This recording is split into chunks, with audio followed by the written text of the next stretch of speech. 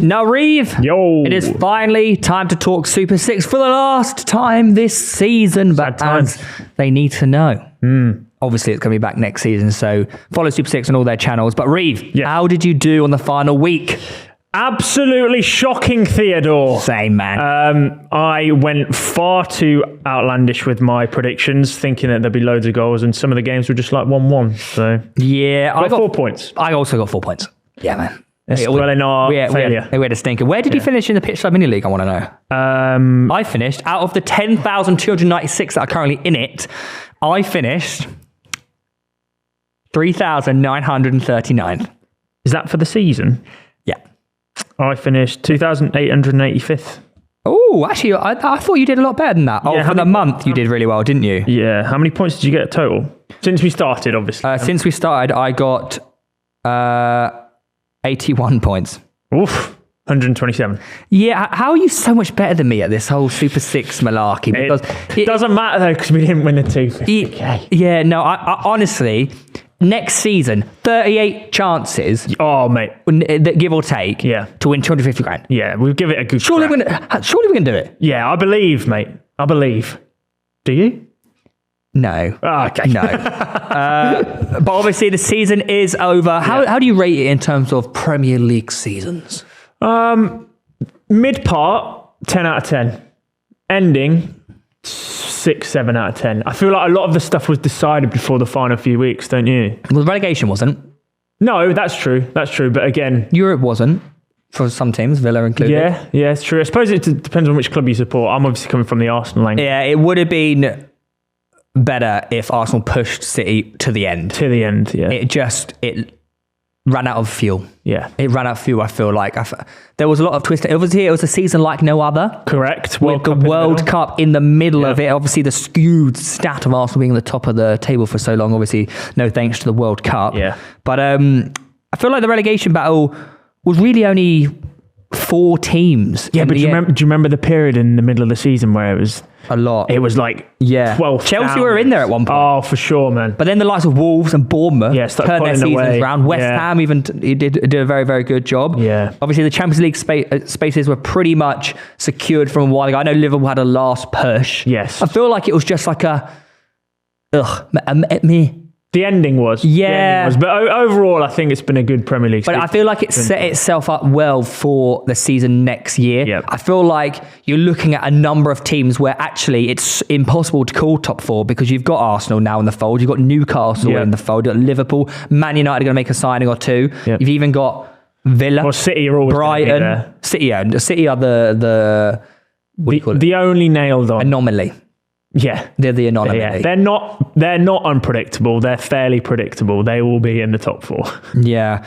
In terms of Arsenal, I feel like it was a truly unforgettable season. I feel like they should be so incredibly proud of how they did. Obviously, stumbled at the final hurdle, but the fact that they pushed City almost the entire way, who are a club that, let's face it, one of the best Premier League sides ever, and potentially could win the treble. So if you're going to lose a Premier League to a side like that, it's not the best, but as I said, it sets itself up perfectly for next season. Yes, I'm very excited for next season, especially with some of the new teams that have been promoted as well.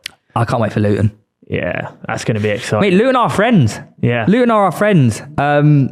Sad to see Leicester and Leeds go, given how big of a club they are.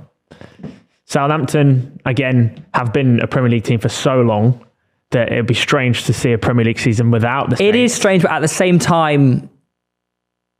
Like growing up on like FIFA 2003 or whatever, I'm just used to Southampton in the Championship. Yeah. Do you know what I mean? Yeah. But obviously, I'm sad to see Leicester go. I feel like they really are going to struggle to get back up next year, especially with their players. They're going to get stripped. They're going to get stripped. Not even only that. Like the Championship has 19 ex-Premier League teams next season. That's ridiculous. I want to watch it. It's going to be exciting. It is going to be exciting. How do you think the newly promoted teams will fare next season, though? Well, do you know what? We said this last season. Everyone ruled off Bournemouth. Everyone ruled off Fulham. Some people ruled off Notts Forest, but given the amount of the players that they signed, some people thought they would stay up. Every single promoted team stayed up. But what's to say that's not going to happen again? You look at Fulham and think, oh my God, you forget that they actually got promoted. Yeah. They actually are. They were in the Premier League for a very long time. Yeah. You forget that they got promoted last season because they are so settled as a Premier League club already. Play great football. Yeah. Have great games. I do think Bournemouth will struggle next season. Do you? I do. I think, well, especially under Gary Neal, they've done exceptionally well. They've exceeded expectations. For sure, absolutely. But I just think it's so hard to maintain that level, especially like, look at Chelsea finished 12th. Yep. They're probably not going to finish 12th next season. No. I think there's going to be a lot. Again, you can't call it, but I do think Bournemouth may struggle. I think Forest actually will struggle as well. I think it depends. Really? Yeah, given the amount of injection that they've had. Yeah, but like, I don't know. There's just, can they keep it up? Yeah, it's just, I think it's just going to be a very, very hard season. Yeah, I feel like there's going to be a really big top 10 and a big bottom 10. Well, let's talk about your favourite individual moment then of the season. The peak of your season was when? Drawing against Bournemouth. What? Arsenal drawing against Bournemouth. Really? Oh, mine was the Reece Nelson. Yeah, but mine was the Jorginho thing. Oh, against Villa. Yeah, that's when I kind of felt it. That's when it was like, because wow. they happened like almost back to back. They were in the same time. It was like, the grass seems to be blowing in our direction. Yeah. But other than that, I suppose objectively, maybe outside of Arsenal, it would probably be United Liverpool 7-0. That's the scoreline that's going to stand the test of 100 years plus. When people look back on the 22-23 Premier League season, that'll be one of the first things that crops up. It's going to be the 8-2 again, isn't it? Do you remember that? I would 8-2 be an Arsenal fan right now. Right, brilliant. We're over it now. We're absolutely over. I'm not over it. What else was there? There's so many things. I mean, you could also say Haaland. Haaland joining. Yeah, you could even say Kane. The fact that Kane scored 6 less goals than Haaland, I think it was, in a Spurs side. Yeah. You just think, how good actually is he? Yeah. He was my golden boot shout, which I mean, obviously... You did say Haaland wouldn't get more than 10 or something, 15. Yeah, 15, 20. But that is a Hooner opinion. But I'm happy that Kane has had this season that he's had, because I think, for me anyway, this is like the send-off for bigger and better things. But we'll see. He might stay. Look, there's going to be a lot of transfers this summer. That's cool. I think you're going to see some huge transfers coming. Big signings. It's exciting. Obviously, next week we have our end of season awards. We do. Which I'm very, very excited for. But you were speaking of some happiness there.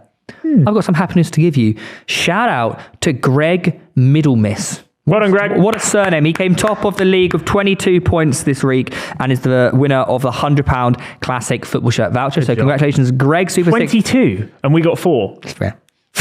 Yeah. Super 6 going to be in touch to arrange your prize, and obviously Super 6 will be back next season, so be sure to follow Super 6 on all their social channels. Keep up to date with upcoming rounds, and thank you to everyone who joined our Super 6 Mini League. It was the biggest in the world, with over 10,000 members. So hoping we can do this again next season. Absolutely. And up the Super 6. Come on.